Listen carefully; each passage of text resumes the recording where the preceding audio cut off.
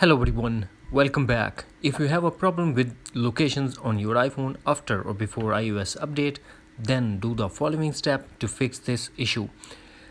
The location problem will affect on all location based apps like CarPlay, Google Map, Weather app and etc. So without wasting any time, let's get started, and before start please do like, share and subscribe. First of all, we are going to launch settings. Here we have to scroll, find and tap on privacy and tap on location services. Now turn off location services.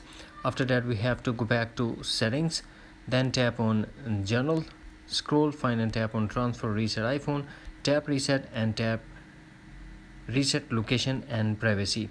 Here we have to put iPhone passcode and tap again reset location and privacy to confirm. After that, hopefully you will get rid of this issue.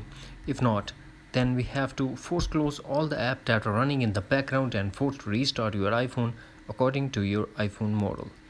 The next thing that we have to do, we have to launch settings, then tap general and tap software update and update your iPhone to a latest iOS version.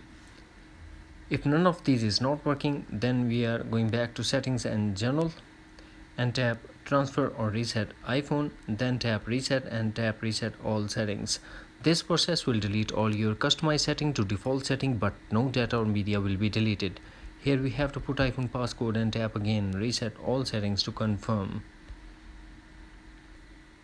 Finally, what we have to do, we have to go back to general and tap software update and update your iPhone to a latest iOS version if available.